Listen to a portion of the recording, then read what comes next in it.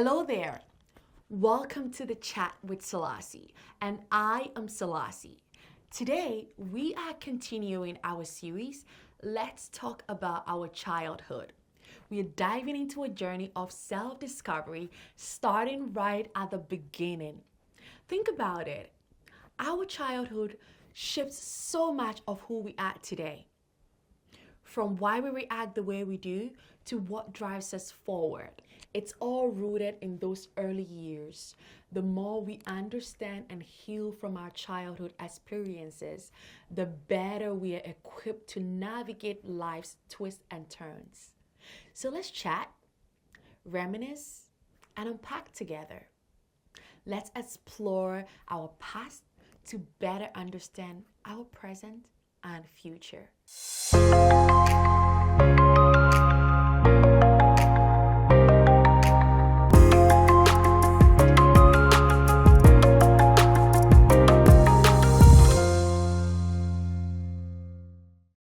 Today, I feel so honored to have a chat with Jacque again. If this is your first time watching Jackie's episode, you've missed out on the first one. You might want to pause this one and then go back and watch our first episode with Jacque because it was a fantastic episode.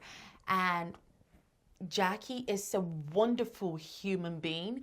And for those of you who do not know, Jacque is an independent senior Pink Cadillac Mary Kay sales director. She specializes in doing makeovers, foundation shade matching, just to mention but a few. She is just so amazing and just a breath of fresh air to talk to. So I hope that you feel that or you have the same experiences with her through this episode. She is a mother, she is a wife, and before all of this, she was a child. So yes, we are going to be talking about her childhood and mine as well. Hello, Jacque. Hi, Selassie. Who would say no to you? Thank you. They won't. Thank you so much, Jacque. And thank you for staying through to do a second episode with us. I love and enjoy talking to you. So Thank you. Likewise. I'm excited. Yes. Oh, Jacque, I'm so excited for the topic we're about to talk on today. Let's talk about our childhood because I think that as adults, our childhood did play a major part of who we are today and who we continue to become. So thank you for saying yes and being here and your willingness to be vulnerable with us. You're welcome. So Jacque, tell me, is there any particular event or something that happened in your childhood that shaped who you are today? That is a very good question because, the experts say that everything you learn in life, you learn it from the time you're born up until you're 6 years old. And so many things happen. And there have been different things along my journey that shaped me. And it's interesting how little things shape you.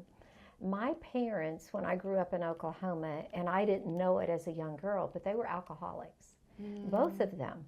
My father had a trucking company. My mom was a school teacher. And it wasn't until I was probably 10 years old and we went to my grandma's, my mom's mother and father, every year for Christmas. And I remember I was so excited. I saved my allowance and I went out and I bought my mom some little glasses. And there were 4 in a pack. She likes blue. And so I was so excited that I had done that all on my own. And my daddy took me to Gibson's, which was I guess, an important store in Oklahoma at the time. I did not know that. But anyway, we went and got it, and then we went to Grandma's. She opened it, and she didn't seem all that excited, but I didn't know that she had been drinking quite a bit that evening. And so on the way home, we stopped somewhere, and those glasses fell out of the car, and every one of them broke. And I was in tears, and you can imagine a little kid and things like that. And so I thought, I'm going to learn to take really, really good care of things. Oh. Is one of the things that I'm going to do. Yeah. And so that it upset me for a while, but then when I realized, a few years on down the road that this happened often, then I felt that I was lucky. I didn't feel that I was in a bad place, even though it could have been considered that way at times. But I felt lucky because I knew right then and there I didn't want my life to go in that direction, because I was already living an experience that I didn't have to do anymore once I grew up and once I turned 18 and I could leave home and things like that. So that one I'll stands fix this out. for you so you're more comfortable. Or we can just throw it around. Yes. You want to play catch? Okay, we'll behave now. So anyway, that one thing I remember, and then I stayed with my grandparents a lot when I was growing up, and I absolutely loved it. In fact, I cried when I had to go home because Grandma made really good peanut butter cupcakes and brown sugar frosting. I thought, if I go home, I'm not going to get these either. So anyway, that's one of the things that I remember. That has shaped, and how has that shaped you? Oh, I think you did say that you knew that growing up, you wanted to take a different path. Right, a different path. And so when you experience something bad and you hear people talking, because when you live in a small town, they know everybody's business. Yeah. And have you ever lived in a small town and everybody knows your business? No, really. I've probably on our street, I feel like everybody was pretty close. I mean, in Ghana, whether you live in a small town or not, everybody's in everybody's business. So I guess yes. So anyway, that was different. So I heard things about my family, and I thought, that doesn't sound good. And so then I would ask my grandparents about it. But one of the important things that my father did is my parents were involved in the church, and then they left the church. But what my dad did is he continued to take me to church every Sunday. And so people in the church who knew about my parents, but I didn't know that they knew, they helped take care of me.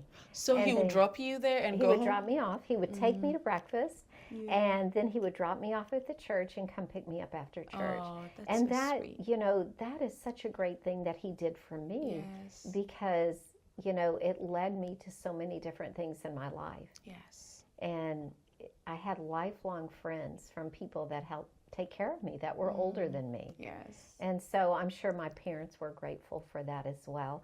And I also learned to forgive, and they did the best they could, but I didn't have to follow that path. And I think that's important to know. You follow your own path, whatever is God-given to you and whatever your heart and your gut tells you to do. Yes. And we all make a lot of mistakes, Yes. but I didn't want to make that one. So. I like this. Just that particular one, I didn't want to make. That's right. That's right. I'd seen enough, so that was enough to tell me. Yeah, So. yeah. And Jacque, are you the only child of your parents? I am not. I have a brother who is a couple of years younger than me, and experts say that if you have an alcoholic parent, chances are you have a 50% chance of going either way. Yeah. Well, I had two alcoholic parents, so there wasn't a lot of hope for me and my brother when I would hear people talk. So my brother chose a different path, and he chose to get in drugs. And I stayed away from all of that. And the good news is he was out of my life for 28 years. And he came back into our life. It was just 4 years ago, I believe, this past Mother's Day. So he got to reconnect with my mom before she died a few years ago. And I had already forgiven him years ago, but he came to Atlanta from Oklahoma City to apologize to me in person and to my mom in person. And she really never forgave him, but I encouraged her to. But, people do what they want to do. And they think it's best for them, and I do what I want to do and think it's best for me. Yes. And so my brother and I have a relationship, and I said, don't tell any of the drug people you know me, and don't tell them where I live. And he said, they already know you and where you live. And I go, well, that makes me feel really good. And, but that's just part of the journey. But, he's a pastor now. So God really took hold of him and really shaped his life in a powerful and positive way. Yeah. And in fact, when my mom died, she was in hospice, and so the chaplain called me, and he said, can I answer any questions? I know your mom passed away this morning. And I said, but I have one. And he said, what is it? And I said, my mom told me that since my brother was a pastor, when she dies, she did not want him to do her service. It was going to be a graveside service. And, in my heart, I want my brother to do her service because it would help him heal more. And I said, what do you think? And he paused for a moment, and he said something very insightful to me. And he said, Jackie, what I believe, I'm here to help the living. And I said, that makes sense. So I called my brother and I said, okay, I have a question for you.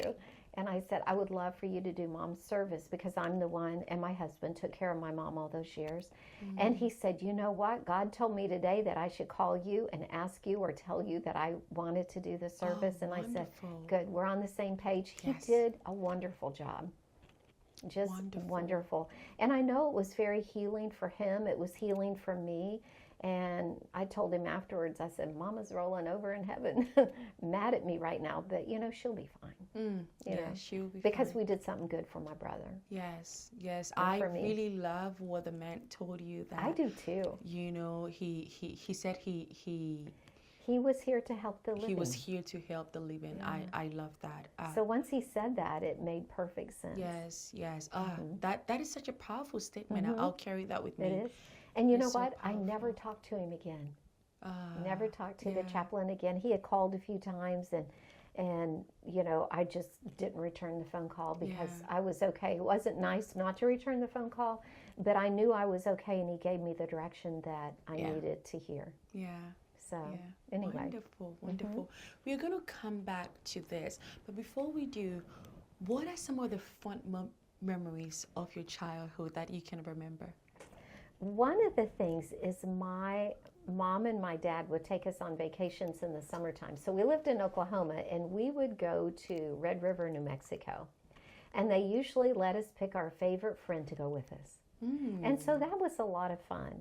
And I remember my dad and my brother and his friend would go fishing, and then they would come back to camp where we were camping out and cut their heads off and fix them. And I'm thinking, don't ask me to do that. I don't want to eat that fish either. It's funny how you remember certain things. And I remember being involved in the youth group at church. And the reason I went to the retreats was to get away from home. My youth minister did not know that. But we went to this big retreat in Oklahoma City, and there were 300 people there. And so 3 pastors came up to me and were talking with me, and they said, Jackie, this guy that's going to talk, he's going for the president 3 years in a row, and I think we need a change. You need to get up there and talk, and you need to have a chance at becoming the president. Wow. And I said, I don't talk in front of people. And I don't know what to say. Oh, believing in yourself. So you did not believe in yourself then? No. How old were you then? Do you remember? I was 16. I was 16. And so anyway, they said, God will lead you. You just get up there. We'll help you get up on stage. Like they were going to hold me by the hand and put me up there and then push me. Yeah. And so I did it. And I got up there. I don't remember anything I said. It just came. God had to give me the words because I was too shy to speak. And anyway, everyone voted for me. So you became the president? Yes, for the next 3 years. So I told these same pastors on the 3rd year, I said, listen, you wanted the other guy out by the 3rd year, and they go, we want you. And so anyway, that certainly helped build the confidence and everything. But what was really interesting, they had a general board of the Christian church, and I was nominated as one of the 4 youngest on that board because it was all the adults. And I got to travel a lot of different places across the country. And I went to Kansas City, and I went to a convention there, and I met a guy by the name of Bob Howell. And we became friends. He was married. He lived in Nova Scotia. And for my high school graduation, he and his wife bought me a plane ticket to Nova Scotia. And I got to counsel in church camps all summer. And I did that for the next 3 years. And so I absolutely loved that. It gave me opportunities like that. And it gave me an experience that I'd never had I not, been pushed into doing something I didn't want to do. And a lot of times what happens, people see something in you that you don't see in yourself. And thank goodness they did, because it was a great experience. I loved it. And I still have lifelong friends from it. I love which is exciting. Beautiful story, Jacque. Thank Beautiful. When you were talking, you mentioned that I told them I don't talk in front of people. If we can go back a little bit, what do you think made 16-year-old Jacque feel that way? Where was that coming from? Where was that I don't talk in front of people? Where was that coming from? I know exactly where it came from. And it's interesting when you're growing up how you pinpoint things and you remember sometimes the bad.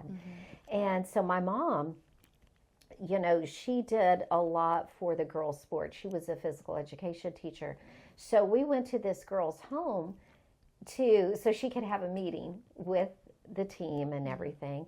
And I was 1 or 2 years younger. And so she brought me with her, and she said, you need to go sit in the corner over there in front of all the girls. And that really embarrassed me. And, I never said much to them anyway. They all liked my mom. My mom talked about them, built them up all the time, but didn't build me up. And so, for her to say that, I was so embarrassed. And then I had to get up and leave and walk in front of them. And, it's just one of those things. And I look back on those times, and I thought, well, I did it. At least I walked in front of them. But, I thought, if I don't have anything to say, then I guess I'm just supposed to be quiet and not say anything. And just go sit in the corner over there. Yeah, trust me, I was completely ignored, and but I'm glad in my heart I forgave it. I'm glad I learned from it and didn't carry it with me all through the years. And my mom was doing the best she could. I saw that she made a difference in their life. And it didn't necessarily make a positive difference in mine, but I learned from it. And I didn't hold it against her after I forgave her. So that took several years. But after that, then you realize they did their best. But what I learned about, had I had belief in myself, I probably would have just sat on the back row and not gone in the corner. And anyway, one of the things that I know to do now to believe in oneself and to teach others is make a promise to yourself and keep it.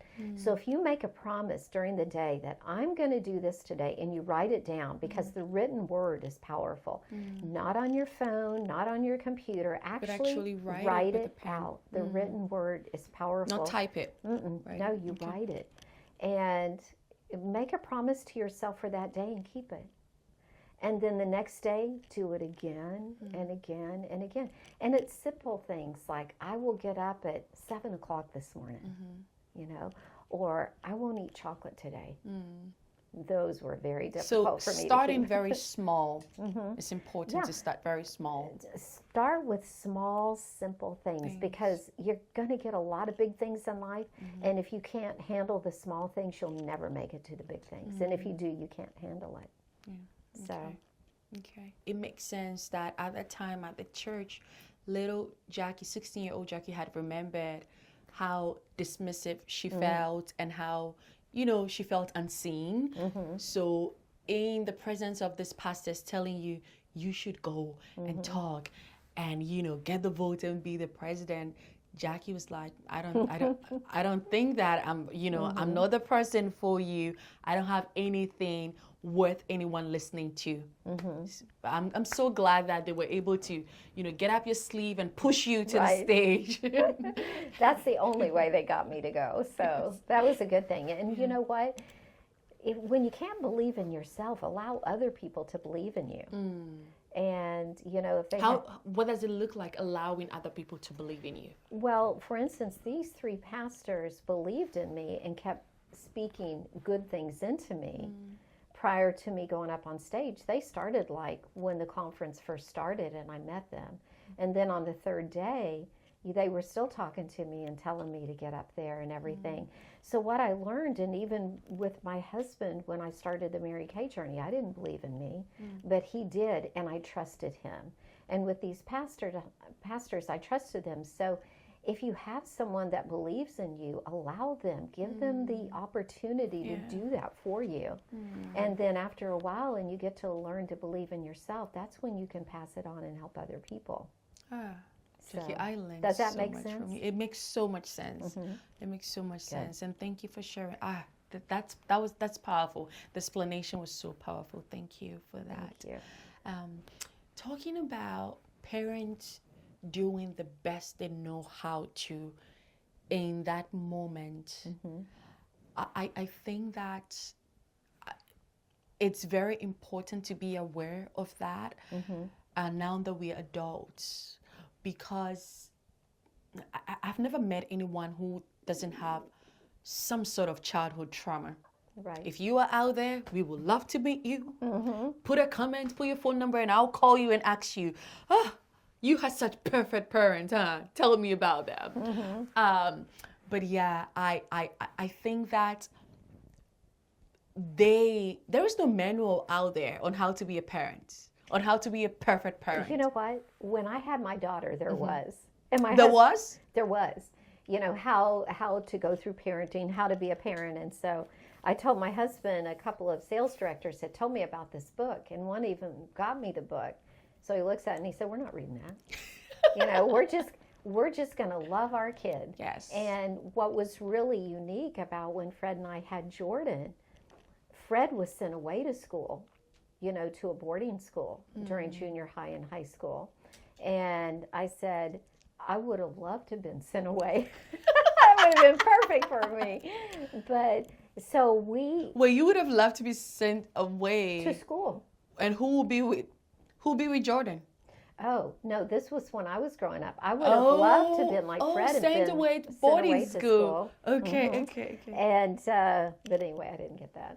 Anyway, so when we had Jordan, we just wanted to love her and be there for her when our parents, even though our parents were very different, from an economic standpoint and things like that, Fred and I both kind of grew up feeling like we weren't wanted. And so we wanted to make Jordan feel that she was. And so, just give a child the love that you didn't give and things like that. But, I think the key in all that is as I grew up and became a parent myself, we're all going to make mistakes. I've made a lot. One of them I made was when my daughter was 6 years old. I took my pink Cadillac and had balloons tied all over it to pick her up in carpool, and it embarrassed her to death. I thought it was fun. Yeah. But, we all make mistakes, but, it's okay to admit those mistakes and then forgive them and move past them. And so a lot of people today, I feel, are holding themselves back from things that happened in their childhood only because they're not willing to forgive. And how I look at that is I'm just glad I forgave my parents, and I'm sure they had to forgive me too, because I wasn't that nice sometimes when they weren't nice to me. And those I think are normal reactions. But you have to let go and let God take over and just move on. Yeah. Move on. Yeah. When I talk about there not being a manual, there are a lot of books on how to parent, parenting. But I look at those books as it's just based on one family's experience. You have a child, and all children are not the same, So there are books out there to guide you, to give you ideas. Right. But really, there is no manual on how to be a parent to Jordan. Right. Jordan has her own journey. Jordan is going to come with, her own likes and dislike, and all those things are going to be new to you. So some of those things in the books may or may not work for you and your family or Jordan. So that's what I'm talking about. There's no manual out there on really how to be a parent to your specific child and situation. So That's true. all parents are doing is they keep figuring it out. I don't think parents ever stop off or are done figuring it out. I think every day is new. It is. In fact, every night I text Jordan and tell her good night and that we love her, and I'll say, "Are you in bed yet?" No. How old is Jordan Are now? you home? How old is Jordan now? Jordan is 31. But you ask her, "Are you in bed yet?" Sometimes. What does she say about that? Mom. I think it's kind of funny though, because she knows that I'm just teasing her. Yeah. But if she's gone out in the evening with friends or anything, I always ask her, text me, let me know when you're home. I said, I'm always going to be your mama. And she's our best friend now. She's Fred and I's best friend. But I think the mother instinct in people, they always want to know that their kid's home and say, in fact, when I grew up in Oklahoma and I stayed up later at night, like 10 o'clock, which is probably, most people stay up a lot later than that now, but there came this bulletin across the television, and I would see it at Grandma's house because Grandma let me watch TV as late as she did, and it said, "It is 10 p.m. Do you know where your children are?" Isn't that something? And I don't think they do that anymore. I don't think so. But I thought, wow, isn't that something? So I tell my daughter things like that, and she goes, "Glad they don't have that now." And I said, "Well, I know where you are, so that's the good thing." So, oh my. So yeah, I'm so glad that you were able to acknowledge the shortcomings of your parent and was able to work through it and find a balance, forgive yourself, and you forgave them eventually. We'll talk more about that. But you did say something that you test Jordan and let her know that we love you. Did little Jackie, did you get reminders from your parent that, "Jackie, we love you"? No. They only said it a few times. Now, this is how amazing God is. When my mom was in hospice, I had to forgive her years ago, or I couldn't have been her caretaker for 2 years. I couldn't have gotten through it. And so Fred was my greatest support during that because he helped me as well. And my mom lost her ability to speak. And 2 days before she passed away, she had dementia. And so we had to make the decision to put her in hospice and everything.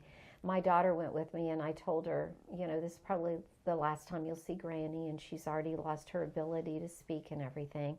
And so it's amazing that Jordan was with me because the hospice nurse came in and Jordan was hugging Granny goodbye, and all of a sudden my mom sat straight up in bed and she looked right at me and she said, "You are the most important person in the whole world to me, and I love you." Wait, someone who hasn't spoken in about 3 days. just spoke. So those were her first words? Oh, wow. "You are the most important person in the whole world to me, and I love you." And she lays back down, closes her eyes, and she never woke up again. So the next 2 days later, well, I was out there every day. But Jordan told me, she goes, "Mama, that was not her. That had to be God." And I said, he knew that I needed that. Yes. And those are powerful moments in your mind that you never forget, ever. And I'm just so glad that Jordan was there to witness it. Yeah. Because Fred probably would not have believed it, And but she told him, "Dad, you're not going to believe this." So that was healing for me. Yeah, very. Yeah, isn't that amazing? Yes. And so anyway, it was a moment I'll never forget, but always remember. Yes. And so it's important. I tell people that story because if they're holding grudges against their family and things like that, you just got to let all that stuff go.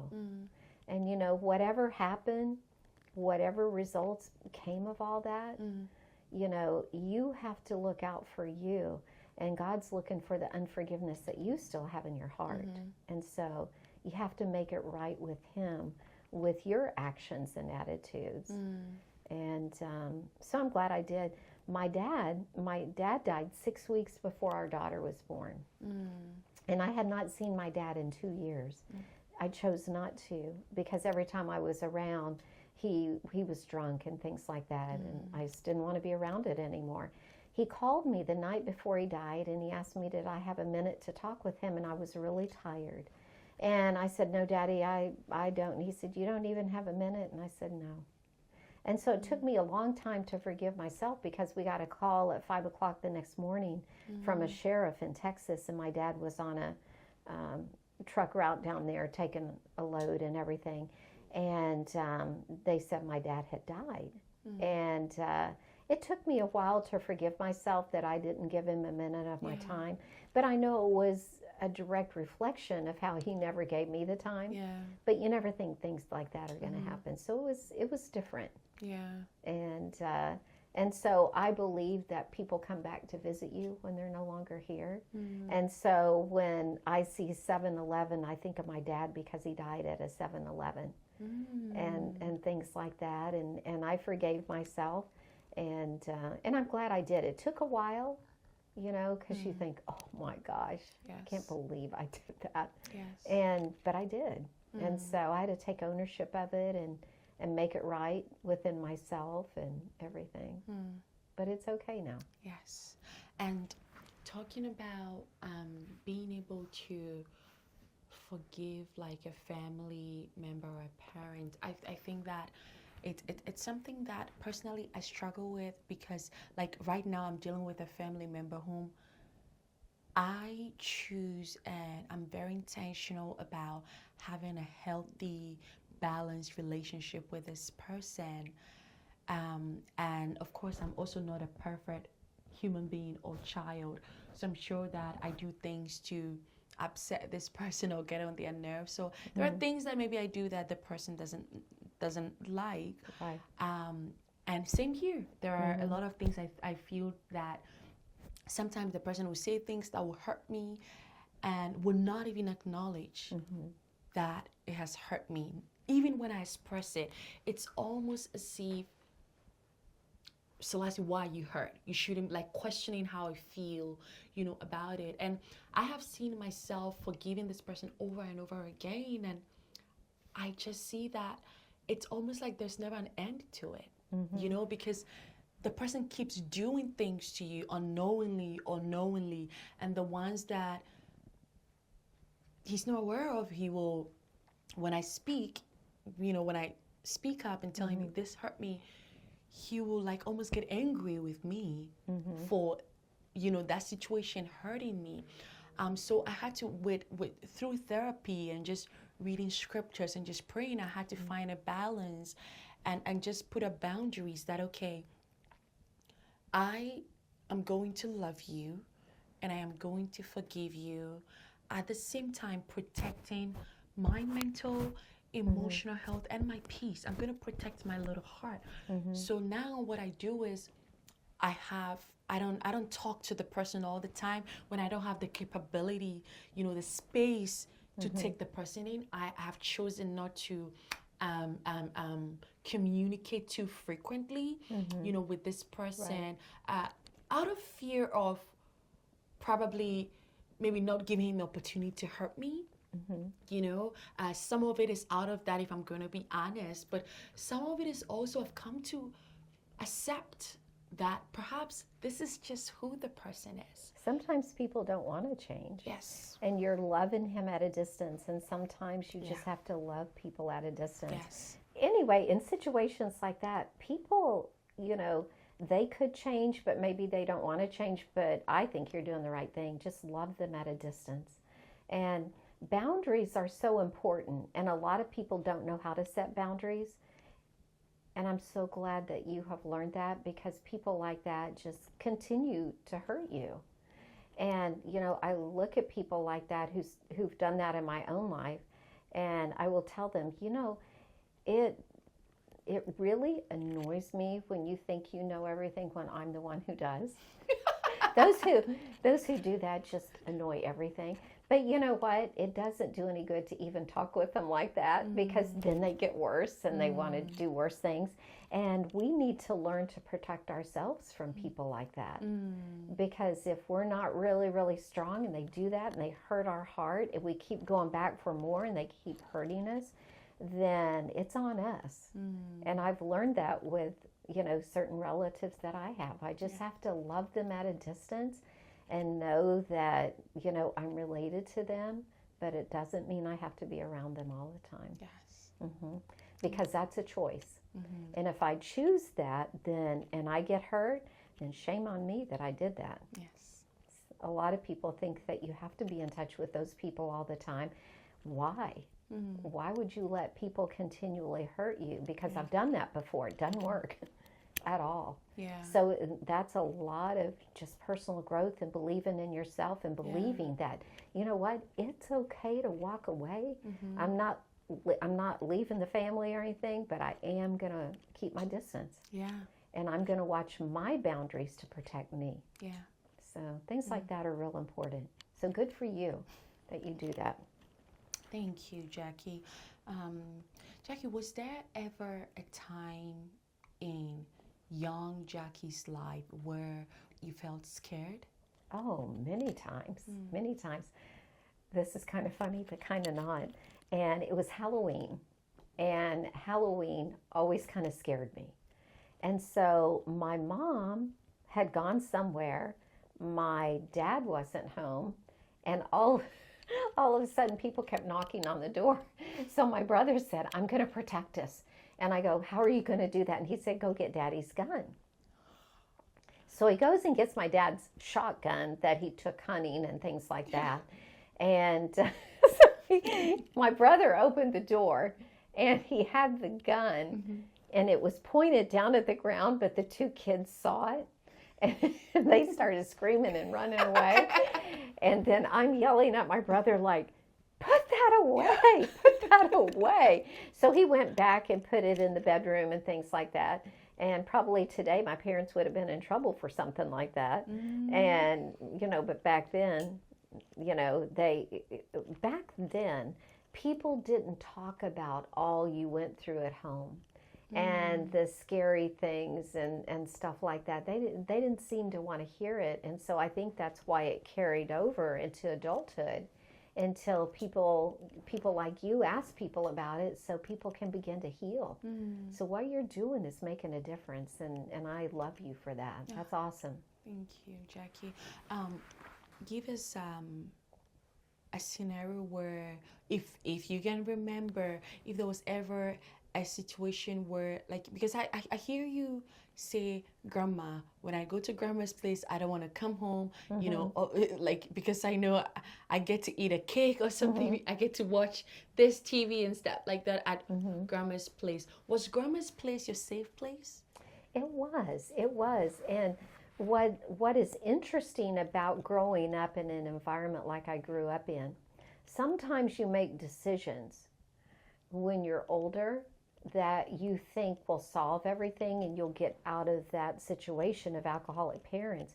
But if you don't heal, and if you don't have someone who can help you heal and change your thought process, I think it's Dr. Wayne Dyer that said, change the way you look at things and the things you look at change. And that's so true. And so the scariest part for me wasn't growing up, because you get used to that after a while. But it was getting married. The first time I got married young, and I thought it's getting me away, and I got into something a lot worse where there was a lot of abuse, all kinds of abuse. But after 3 years of it, I finally, got smart and got bold and got away, and I was lucky. Wow. Yeah. In fact, in a situation, my ex was taken in a police car, and they put me in there too because I was with him, but I didn't know what he was doing. He was in the store. And anyway, we went down, and this was like the third time, and he got the same attorney, and the attorney told him in the room where they were interrogating, give me your gun. and he had a gun on him, and I didn't even know that. And so they got the gun, and he turned around to me, and he got in his pocket, and he pulled out a quarter, and he said, "You need to go and call your parents. Here's a quarter. Go use the payphone down the hall. Call your parents, because if you don't leave him, he will kill you." And so that to me was far more threatening my life and very scary to me. How old were you then? I was 19. And so I called my parents, and my mom was out there the next day. Yeah. She flew from Oklahoma to Montana, where I was going to the University of Montana. And had that attorney not done that, I probably wouldn't be here today. Yeah. Because they'd been through it so much, they could recognize, what was going on. So, as far as growing up and all the things that happened, because I didn't learn to stay away from certain things, it got me into something much worse. Yeah. But I got out. Yes. So but you got out. I know. Thank goodness. Thank So goodness. anyway, What were some of the things that made little Jacque feel unsafe at home? I remember one night, when people drink, they either become really nice and really lovey-dovey, or they're belligerent and they're mean as hell. Yeah. And so my mom came in one night, and I remember looking at my clock, and she turned the light on in my room, and she came over and she smacked me on the face and then smacked me again, and I told her to leave me alone. And it was like 12:30, and there was no one around to, get me away from that. So I ran out and I hid. And then, she was so drunk, she just fell on the floor and passed out. And so you don't feel safe in an environment like that. Yeah. And then, but my main thing was, why would she hit me? Because that hurt me. Not that it hurt physically, but it hurt my self-esteem. Yes. And things like that. And, things like that are hard to repair. But you have to do the work to do it if you're going to do anything in life. Yes. So anyway, Yes. I'm glad I did the work to repair from all that, but it took a lot of time. Yes. So I have come to learn about frame of reference, and for me, it really helps me to forgive people. Not quickly or easily, but it just helps with the process of forgiving a person. And I've come to understand, because my father and I are so different. My mother's parenting style is very different from my father's parenting style. And I was raised by my mom until I was 15. And at 15, I've picked up all my behaviors and, everything that I'm supposed to pick up already. And I realized that because their parenting style was so different, my dad and I, we were not very as close as, we wish we will be. And I didn't get to know him until I was 15 as well. So sometimes I'll hear him say that, "Oh, this is how I was raised. When I was a child, this is what, we don't do this, we do the," and sometimes I'll tell him, "Daddy, that was your generation. It's things continue to change, things continue to improve, so he just passed it down to the next generation and would still be passing it down. And I think for me, whenever I go through something hurtful with my father, one thing that helps me with the process of forgiving is frame of reference, because I always remember that people cannot give you what they don't have. Right. That is very true. So if I'm wanting my father to parent me like the way my mother parented me, but then I realized that these two people had different upbringings, right? And so there's no way he can do that, because his frame of reference is not, was not as my mother's. And so if I am telling my father, "Hey, this is what makes me feel loud, this is what, I don't like this," he doesn't get that. He doesn't understand it because he's never experienced something like that. So I will get very upset with him and probably, stay away from him for a while. But then when I am all calm, I remember that people cannot give you what they don't have. And That's probably right. he never had an example like this. His frame of reference is totally different from what I'm asking of him. So it just helps me to extend grace to myself and to That's him true. as well. So can you tell me, was frame of reference, ever a part of your journey of forgiving your parents? I believe it has to be, in order to forgive, because you think about so many things that they do. And I had a pastor tell me one time that, Jacque, they're doing the best they can do. And maybe they don't know to do more. Yeah. And things like that. And so when I think of that, that was a frame of reference for me, because it wasn't acceptable behavior, but maybe they experienced it growing up and I never knew that. I just knew it would change with me in my generation. Yes. And so you forgive after a while and you move on. And I never made an excuse for them to accept the behavior, but I did forgive them for the fact that they're my parents and it was the right thing to do. And I didn't always want that in my life. I wanted them in my life, but I didn't want to do it with a heart that wasn't right for them. Does that make sense? Yes. I think that's important to always remember in dealing with any person in life. Is just have a good heart for them. Yeah.